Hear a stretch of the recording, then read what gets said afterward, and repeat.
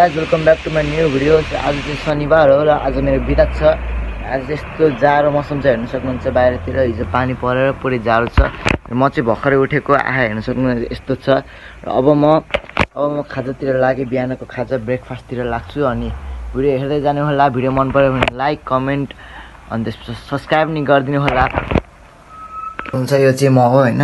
आज यस्तो पानी परेको बेलामा यो राइडमा गएको थिएँ, साइकल राइड है। यस्तो पुरै हालत खराब भएर यस्तो भएछ। आज लेग डे थियो, लेग डेको पुरै बर्बाद भएको छ। एप्स हेर्न सक्नुहुन्छ यहाँ, एप्स नि देखिरहेको छ गाइजहरू होइन। बाहिर चाहिँ पानी परिरहेको छ, देखाउँछु म तपाईँहरूलाई। यस्तो डेडली पानी परेर है। त्यही हामी राइडमा गएर आएको हो। यहाँ मेरो एक्सिडेन्ट भयो यहाँ खुट्टामा घुँडामा घाउ भएछ। म देखाउँछु। अलिक त छाला उडेको छ मेरो है गाइजहरू। अनि त्यसपछि म वर्कआउट आज चाहिँ म भित्रै गर्छु, मेरो लेग डे हो र भित्रै गर्छु। यो वर्कआउट चाहिँ म एकछिनमा गर्नेछु र वर्कआउटको भिडियो नि आउँछ। आज मेरो लेग डे हो र लेग त मेरो स्ट्रङ नै छ, तर अझै स्ट्रङ हुनुपर्छ गाइज।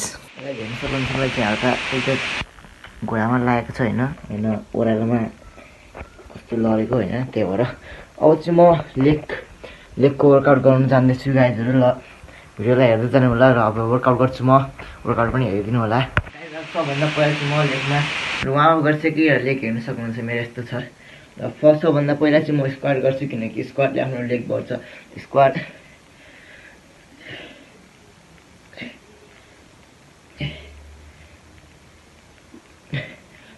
गरिसकेँ। यो चाहिँ मेरो फर्स्ट सेट हो, तर म यसैको कतिले 4 सेट जति गर्छु।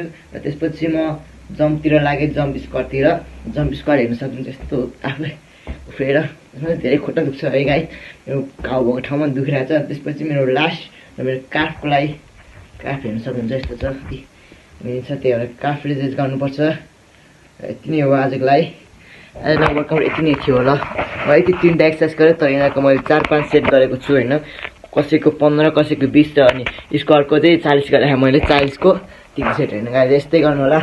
यस्तो हुन्छ लेग हेर्न सक्नुहुन्छ, लेगको मसल। र अर्को भिडियोमा भेट्छौँ गाइज। भिडियो मन पऱ्यो भने लाइक कमेन्ट र सब्सक्राइब गरिदिनु होला। By by guys.